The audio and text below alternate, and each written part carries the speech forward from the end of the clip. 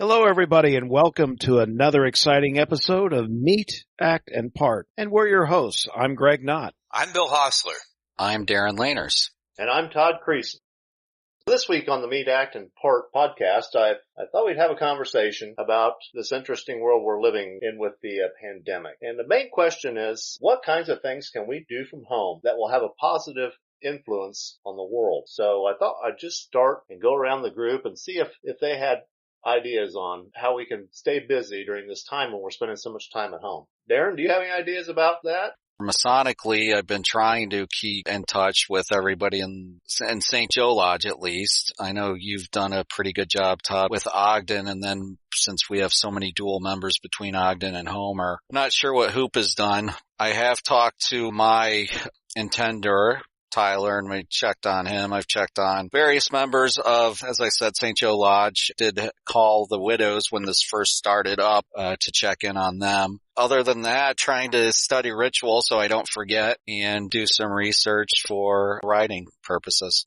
Anybody have any ideas about activities that we could do from home that would impact our communities? Well, one thing, Darin and I think we were talking early on with Kurt Boulding, who's our St. Joe secretary, right when we went into this lockdown, about our food bank in St. Joe. That's kind of one of our pet projects. And so I started a GoFundMe on Facebook, not knowing what we could get. We ended up raising $1,800, which is, for our little food bank, is a lot. So, and very little of that was of me. We had some people really gave some pretty good sizable donations, and that'll feed quite a few families for, this interim period of time, because the food bank in St. Joe, or food pantry as we call it, hasn't had the capacity to have in-person visitors. So our local IGA, which is a grocery store, sets up vouchers there where the participants can go in and shop, and probably for a $50 voucher or whatever it is, they can use that as they check out. So it's still it's a great community service. And then our lodge gave a donation.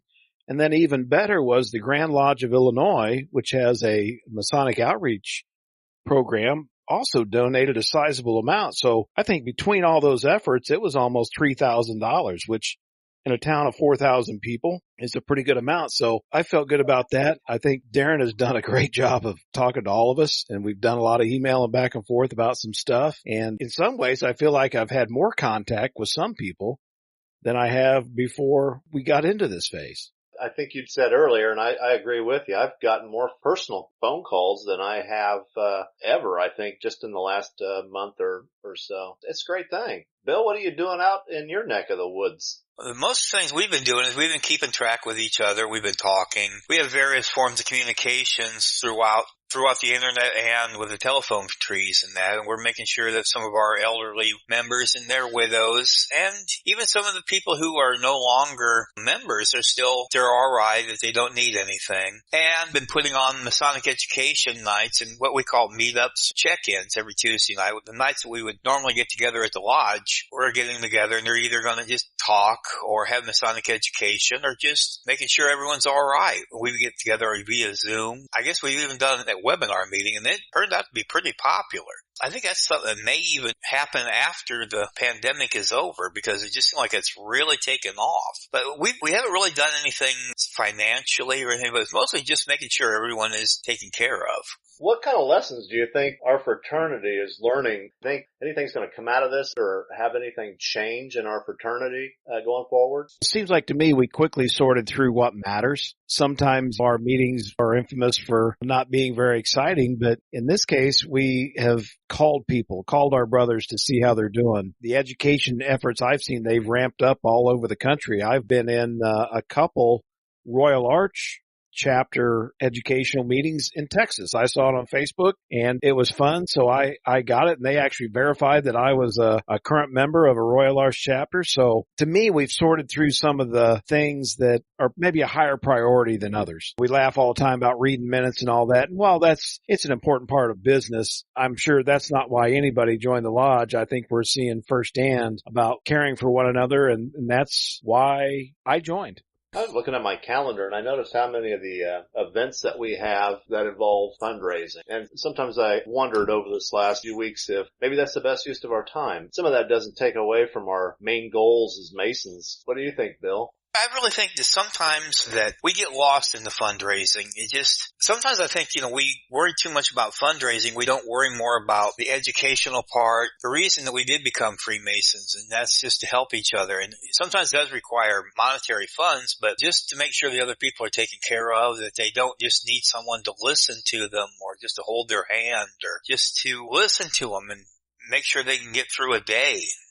I think that's sometimes just as important as monetary funds. There's a lot of different things that we could do, and besides just that, and I think and that's all great. But it's like they always say about the government, they just go out and they tend to throw money at things, and maybe we could get beyond that. The charity is a illustration of what we do in my mind, but it's not all that we do. It's more of an outcome. And sometimes it's, as we've talked in other episodes, it's just easier to write the check and make yourself feel better. But I think they can go hand in hand. And that's what I'm seeing now is I think actually more people are more thankful that they've gotten a phone call or an email. Heck, the Northern Masonic jurisdiction sent out a card and a letter to everybody. That to me is just invaluable. That's what this fraternity really stands for, is that caring for one another. And then you put the education on top of it. It's the package that we're supposed to have been doing all along. This right now has showed us is Freemasonry in its truest, most purest form is what we've been practicing for the last 2 months. And we just worry about each other. We are not worried about trying to recruit new members. We're not worried about running them through so that they can become officers or committee members. We're taking care of those of us who we have, and we're taking care of the people we took our obligation that we would always look after. And sadly, it took a global pandemic to get us there, but I'm really happy that we found it again. I'd never thought of it that way. That's a very interesting way to look at it. For once, we're just not into the degree grind that we so often get into the cycle of. That's all been put on hold, and all of a sudden we've recalibrated and are looking at what matters. And Todd, what do you see for that way? What I'm saying is just over the last few weeks, the dependence on technology has gone up so much. These Zoom meetings that we've all been taking part in and all these different platforms we've been using has shown what we can accomplish online. And I think it lends very well to Masonic education. The possibilities for doing coursework online for Masonic education, I think, is something that'd be interesting to look into. But like Bill was saying, we've come back to our most basic roots, which is about the brotherhood first, checking up on each other and keeping track of where everybody's at and communicating back and forth. And I think a lot of what attracted us to Freemasonry to begin with was those friendships and that idea of personal growth and development have come back to the forefront, and some of those other things have dropped away. I think it'll be interesting to see if this carries on, if these lessons go forward and maybe change where we put our emphasis going forward. I personally think that it will. Even at the university where Todd and I work, and Darin as well, we've had a lot of discussions about what will we look like in the fall. And it's funny, none of us are quite sure, but we're all sure that it won't be what it was 6 weeks ago, and that there'll be new ways to do things, new ways to think about things, new considerations. Todd, I think you're exactly right. I think the fraternity, in my personal view, has had a good fork in the road with this. And there's a lot of younger people, and I say younger being anybody that frankly is using the technology, is going to push forward and say, well, some of these meetings, not the stated meetings, not the degree work, but some of these things can simply be done right here online. One good example I saw from this past weekend or so, the Grand Lodge of Illinois held their secretaries training on Zoom. And there was some comments I saw that the attendance may have actually went up. That's just to me a perfect example of how we use the technology in one hand, but yet when we get back in the swing of the state of meetings and degree work, they can complement each other. One doesn't replace the other, but I think you can sort through and figure out maybe you don't need to drive 2 hours, each way to a secretary's meeting when all you got to do is go pop online, save the travel time, and probably increase your attendance. And my bet is also, I don't have any way to get the data, but I bet older members that weren't using technology a few weeks ago or had never used Zoom or other online meeting platforms, they have figured out how to do it because of either they just figured it out or they had a son or a daughter or a grandchild that helped them do it. And so the acceptance rate is greatly accelerated from where we were just a few weeks back. So I think it's all very positive. I think it's all very positive.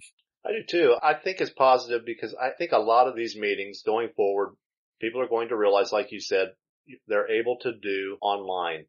The difficulty that we have in our fraternity, at least in the area that 3 of the 4 of us are in, at least in this area, is there's so many different events to go to, and we have trouble getting people to be able to attend all the events. If you could take a lot of those events off the table and do them electronically, people could do them from home, I think you'd find that it's going to be easier to get people at degree work. People are going to be more willing to go to your regularly stated meetings. People are going to be more willing to go to your past masters dinner. I think if we could help ourselves with the technology and help clear some of our calendars of having to get out on the road for an hour drive in the evening, I think that's a very positive thing. Do you guys feel refreshed in some ways? I mean, I've never had so much free time since I was probably in 4th or 5th grade. And then I got into Boy Scouts and athletics and then other things in college and all the way till present day. For me, it's been kind of mind clearing. And I think touching back on where we were talking a little bit earlier, it's helped me prioritize in many ways what matters and what doesn't. And I've been thinking about what's it going to be like for me when I go back to in-person meetings. And I'm thinking, just as Todd, as you were alluding to, I'm going to sort through and say, I'm not going to that in person. I'm just not going to go to something every single time out of need or obligation if it could be done in another way. I think I've started to help prioritize more clearly what matters, not only in the fraternity, but at work and at home and other places. How about you, Bill? I'm in kind of a unique position.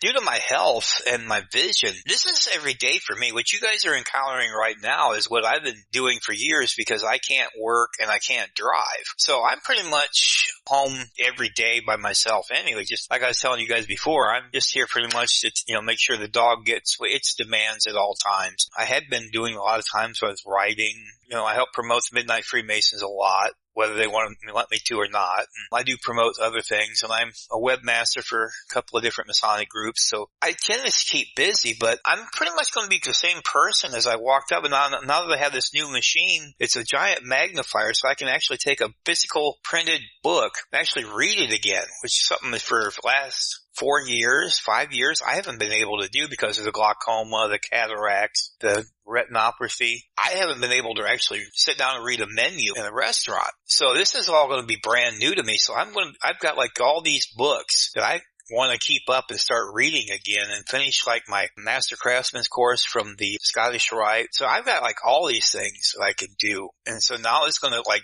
be a whole new upright level step for me. I'm just going to take this time now, since this game changer, to actually try to better myself. I've always encountered myself the last couple of years. I don't know how many of you guys have ever watched that old Twilight Zone movie where Burgess Meredith had survived the nuclear holocaust, and he was a bookworm, and he had picked up all these books he was going to read, and then right at the end he was going to start reading, and he broke his glasses and couldn't see them. That's the way I felt all this time, and now I actually can see them, and so it's going to be a great thing, and I am just excited as all get out. I'm just looking at it to really, hopefully this will take time to sharpen my ashlar. It's kind of the best way I guess I can put it. So what kinds of positives are you seeing coming out of this? I mean, I'm seeing some stuff happening right now that I think pretty positive. Anybody else noticing anything like that? To give you a good example, the appreciation that we're showing people who are working, cashiers in gas stations, cashiers in grocery stores, people who work at Walmart, a new appreciation for our first responders, fire and police, ambulance drivers, people in the medical field. It's been a long time since people have shown this level of appreciation for one another, and I think that's a big positive. Anybody seen anything else like that they'd like to share? I think your observation's spot on. Sometimes I don't think about the kids checking me out at the IGA grocery store, but there they are on the front lines at 17, 18, 19, and without them and the others in those stores, our food supply would not be in place. And so we take so much for granted. And I think that's part of the stress in society we're seeing with the shutdowns. We do take so much for granted, but it quickly helps you prioritize, again, some of those folks that maybe are sightless in terms that we don't pay attention to them, but now we are. When I was in my misbegotten youth, when I was a truck driver, the truck drivers always have felt rather unappreciated because, they're kind of in the background. People make fun of them on television and that. And they always said, if we stopped doing things, what would happen to this country? This country would stop. They'd say, if we quit delivering or if something would happen where we couldn't make our deliveries, there'd be no way that, we'd be out of food in a couple of days. We wouldn't have anything. And, it's kind of came to fruition here in the last few weeks. And I was thinking about that. It's like, you know what? Now people are actually seeing what we had said all those decades ago. The guys that actually spend and drive all night through rain, sleet, snow, tired, their bodies hurting from after loading the truck and getting the food to them. Or even like Greg, the farmers are actually out there busting their butts to you grow the food. The people that actually are working hard to provide this stuff for the folks who just go to the grocery store and pick it up, people are actually realizing, hey, this stuff isn't grown at Walmart. This actually is people working hard to make sure that they have these things. What do you think, Darin? I'm hoping that with this newfound appreciation, and the next time there's a discussion about raising minimum wage or giving people that are clerks or cashiers or waitresses or waiters a living wage. And I'm hoping that this situation with everybody seeing that, as Greg said, if not for these people, a lot of our infrastructure would collapse. So my hope is that out of this, we'll have some positivity. Yeah, I think a couple other groups that have been going overtime also is our teachers, putting a lot of these classes online, making all those adjustments so quickly. And I got to tell you, I certainly miss my barber, and I think a lot of people feel that way. I did till yesterday. I finally gave in. Told Brooke, my wife, I said, cut it off. I can't take it anymore. So we went outside and I bought $20 clippers at Dollar General and off it went. So I was like, well, she goes, do you care about the style? Nope. I'm just care that it's short. So take it off. And so I missed my barber, but now I'll still miss him, but maybe not for a little bit longer yet.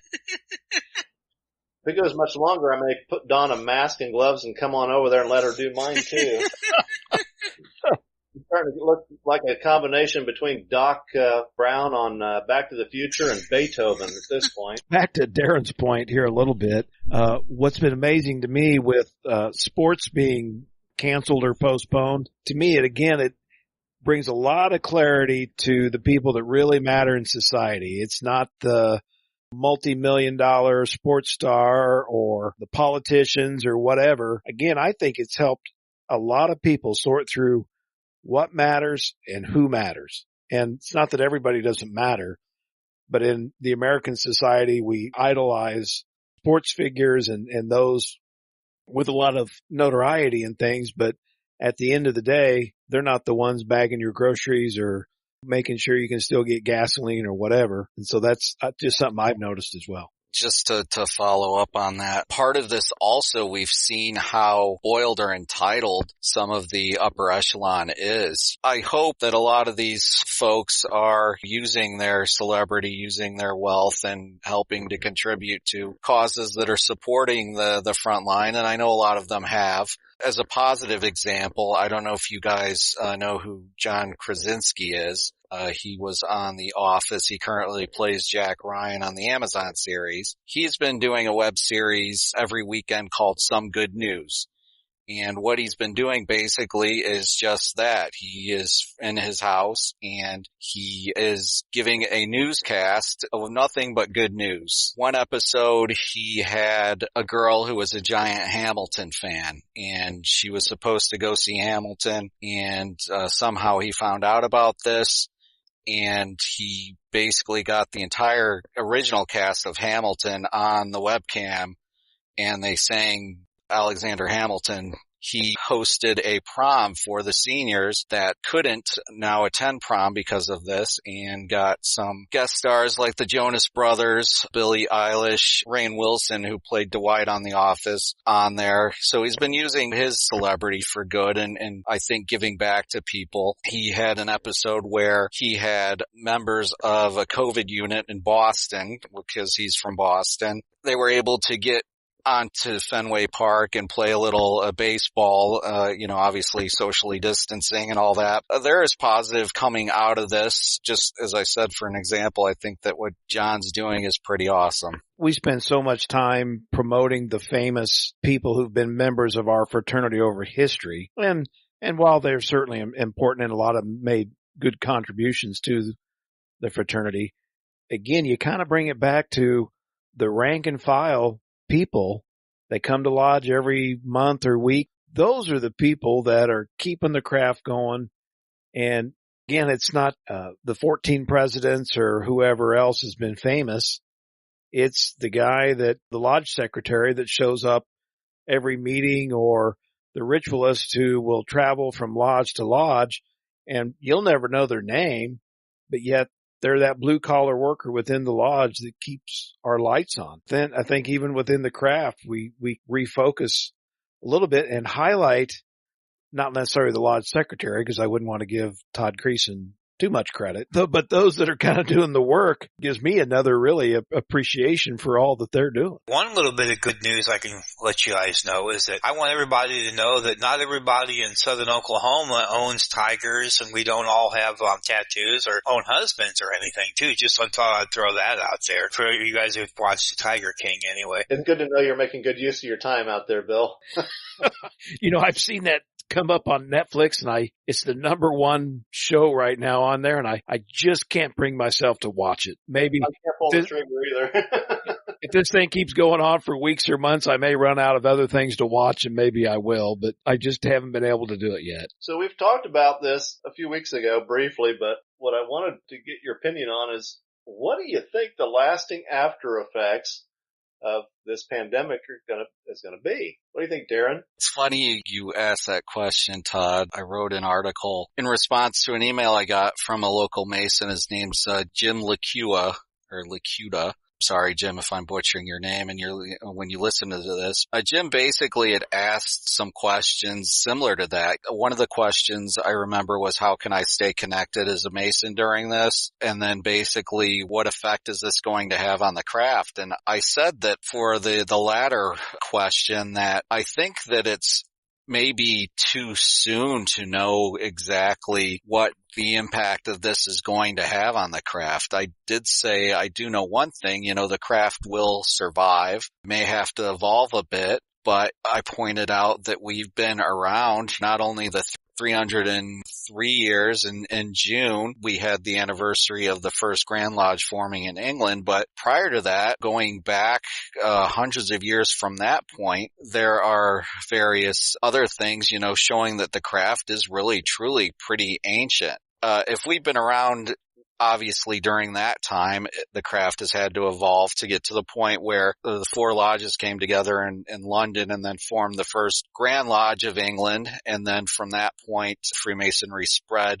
through the British colonies and spread to America, spread to Canada, spread to Australia, New Zealand, and then you had the other powers, France spreading Freemasonry or their form of Freemasonry to their colony, so on and so forth. So I think that we're going to see that we'll survive. We may have to evolve somewhat. There may be a point where when we first come out of this that we're going to have to wear masks and lodge, and we're going to have to try to social distance as much as possible. That might just be how we do business until there's a vaccine developed for this. So I think that there'll be a lot of changes for the way that we perform ritual, we do the way we perform floor work. But at the end of the day, I think that we'll come out of it stronger. What do you think, Greg? I agree with what Darin said in terms of the lodge. I think society, we go through these periodic, let me call them reconciliations every 20 years. You think about it after, at least in our lifetimes, or in our grandparents' lifetimes, Pearl Harbor, the advent of World War II and all the things that happened there. And then that had a big run, I would argue, into the early 60s, the Vietnam era and all the protests there. And then that changed society, and you had a big push into probably even into through the 70s, early 80s, the fall of communism. And, the world changed, the military changed. We were downsizing and things like that. Come up to 9/11 and all the things that happened after 9/11 in terms of security, the recession of 2008, and now the pandemic of 2020. All those things I mentioned, I think, had society take a turn, some better, some worse. And so I think Darin mentioned this earlier that we just don't know yet how all of this will affect us, but it has no doubt that it will. And so I guess what I hope it doesn't do is break down the personal contact and interaction that we as humans are wired to have. You know, one of the reasons I do like going to lodge meetings is getting to see people and talk to them. And I have some concerns that we could become more isolated. We were on that track anyway with the advent of social media, and now every business that's open has figured out how to either do delivery or curb service. Well, I had to buy a printer the other day. So I logged into Best Buy. I bought it. My daughter was in Champaign and they brought it to her. She didn't even have to go to the store. And so I worry somewhat about us losing interactions at an accelerated rate. I hope I'm wrong. We've seen that through church attendance and lodge attendance and other things that were on the decline anyway. So I hope this doesn't accelerate it. On the other hand, I do see people caring for one another for a long period of time. All these events, they fade with memory over time, but I could see an extended period of time where people kind of figured out what matters and are still calling one another and talking to one another. Here's one good sign that I saw and read recently. For me, I have been a newspaper junkie my entire life. When I lived on the farm, well, we never had cable. I listened to the AM radio at night, WLS out of Chicago, to get the news, and the newspaper would come. And so I have always been a voracious newspaper reader. Newspaper readership, just like many other things, has fallen dramatically. But in the last 6 weeks, the newspapers are seeing this resurgence of readership. Now, unfortunately for them, they're seeing a decline in advertising, but that's another. So all of a sudden I'm thinking, well, okay, people are reading again. And it's not just Facebook and Twitter and all the nonsense that you see going on out there. I'm hoping they're spending, again, that quality time looking at what matters. I think we'll be slow to recover. And I don't mean maybe economically, but I think it's going to take a while for all of us to have that comfort zone again, to shake hands, go to a University of Illinois football game with a large attendance, churches to have their big meetings again. I think it's going to take us a while to get back to where we were, but I don't think we'll ever be there entirely. And I don't know that it's all negative. I just think, as Darin said, we're so early into this, we're not going to know. And a lot of these things we've talked about in terms of distance education and meetings and things like that, I think they're going to stay with us, but we'll learn how to adapt and use them in new ways. For years, I've been hearing people lament, well, millennials don't like eating out, so people are getting their food delivered, or millennials don't like this, so this group is dying and this is dying. And so they said, we're pretty much well on our way anyway. Well, this has kind of forced the issue. And I think in a lot of ways, this has kind of shown people the way that the future would be if these quote-unquote millennials got their way. And I don't think a lot of people like it, including these quote-unquote millennials, because you see on social media, everybody's upset. And I don't think that this social distancing, people really don't care for it because they're all lamenting that they can't go out, they can't see people, they can't touch people. And so I'm really hoping that this brings back people to go out and socially interact. I mean, once it's safe to absolutely do so. You might see people want to go back to go into lodge, and they might want to go out and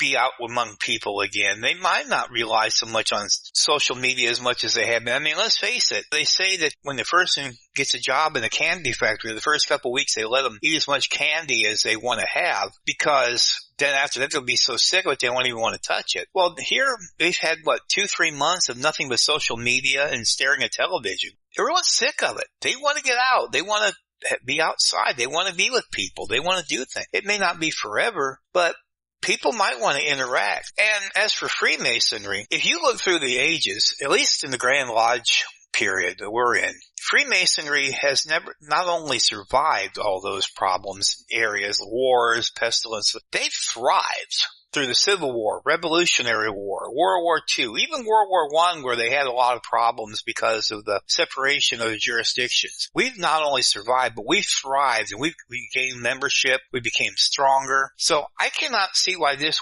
would really possibly even make it worse for us. I think it's actually, if you look at everything that we're doing, like we said earlier, we've been practicing pure Freemasonry, and I can't see where it can't do anything but help us. And even if we do go back to trying to start the green mills again, I think there's going to be a large group of people who's going to say, hey, so I'm going to talk to my brother and make sure that this widow over here has food and that her lights are still on. Or I'm going to make sure that the people at the Masonic home who I used to got to know when I was talking to them on the phone, that they're okay and they have somebody to talk to. Maybe this is way of the Grand Architect's way of showing us, hey, there's something bigger than ourselves, and that we needed to be checked and to have a little time to find out, like a time out to say, hey, maybe there's something bigger than you, and you need to really reassess your life and to think about others and think about the way you treat people. That's just my thought. Darin?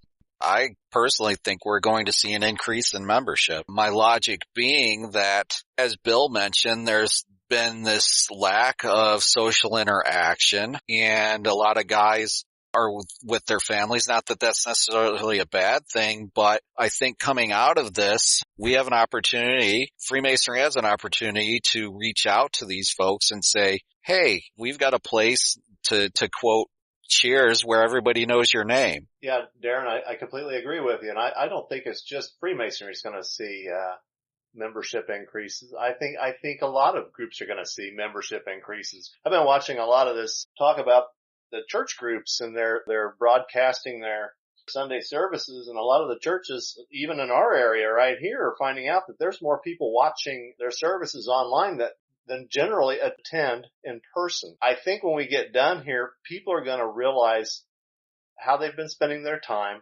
They're going to realize the things that they really, really miss.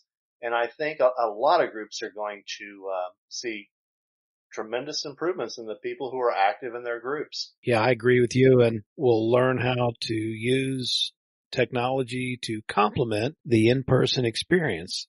Because for me, it can't just be online. You got to be able to interact and gain those friendships and that trust with brothers and other people that you meet through walks of life. So I think it'll be extremely fascinating to see what happens in the next 6 months and a year. And probably our personal challenge to the four of us is, I think every so many episodes, we should take a little bit of time and reflect. What are we seeing? What are we experiencing? And because part of it, I think it helps you understand history to talk about it as you go. And then with time, do that reflection backwards to see what did go on. I know a lot of people have struggled with this. There's a lot of people in our society that are in economically hard times, and we sure need to reach out to them. Well, it's been an excellent conversation. Do any of the brethren around the podcast have anything further to offer for the good of the podcast? Proceed to close. Let me just close by thanking the three of you for being the candor. I've had a great time with this podcast as we've evolved it. We've talked about a lot of things, and when we first started, I don't think we were quite sure where we were going, but it seems to be evolving. We've had some great guests. I think what we do tonight, this reflection, is important, and the four of us have as much of experience as anybody we're ever going to have on here. I just appreciate the wide variety of views the four of us bring. And I hope our listeners do too. Seeing no other business, and because you've all missed lodge meetings, we will gavel this podcast to a close. So till next time, we hope you join us again for another exciting episode of Meet, Act, and Part.